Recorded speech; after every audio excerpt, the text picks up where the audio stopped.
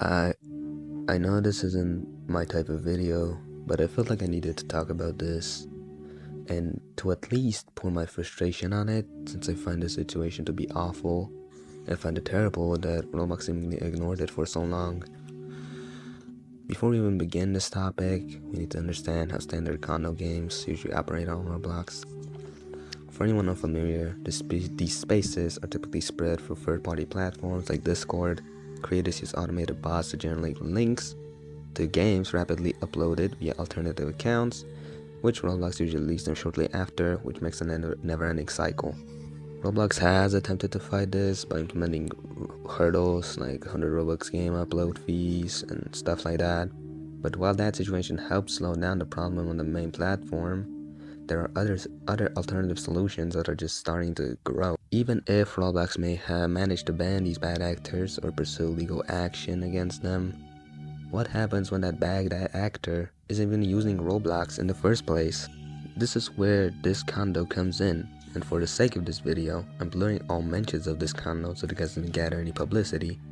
But what makes this condo unique, unlike any others, is that this is a whole different client and it's not even on Roblox whatsoever. Instead, creators built a custom ecosystem that replicates Roblox. They buy custom servers out of their own pockets and through community donations.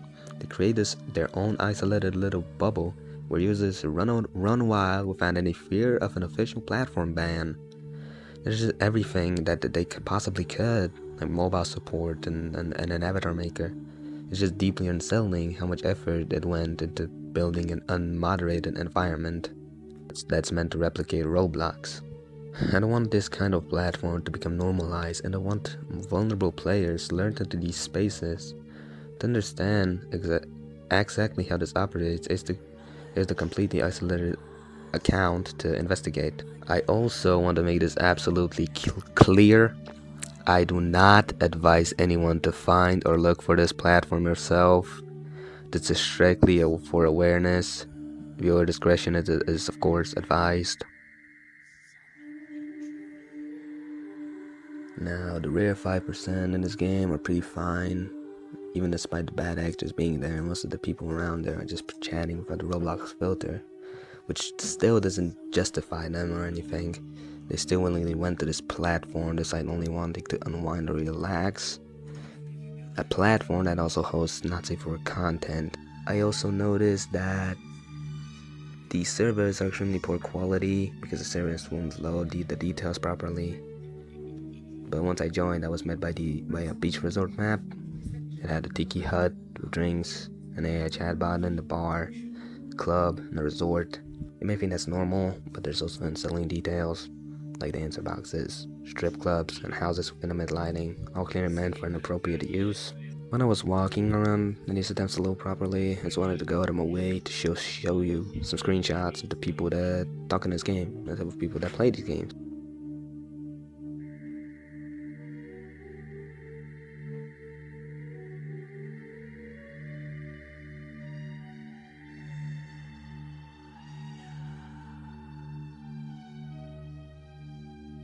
I also noticed the big amount of Spanish people playing these kind of games. Some people may be normal around here, but most of these players are just pure degenerates. But besides the people, you'll notice a button on the left hand side. When you open it, you're met by just a bunch of options of different body proportions. You just select explicit stuff for male and female stuff by proportions. You feel gaining these proportions, and once you click on them, with the GUI also being split into sections. Animations, we learn the NSFW animations and the amount of players that do these animations, rooms which allow players to do these things privately, and I mention more for you can edit your body proportions and other details. Now, some people might look at this and ask, if it isn't advertised to children and it's hosted on a completely different website, why should I care? It is vital to look at the bigger picture, where things can be broken down into like 3 points. Point number 1 is that it capitalizes on, Roblox. The platforms are made for children.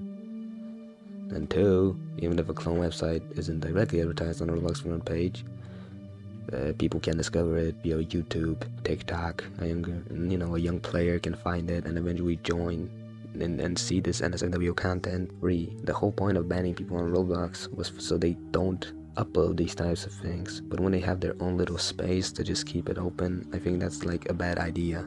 But sure, that may be a point, but there's a much larger issue as well. These condos are becoming too widespread.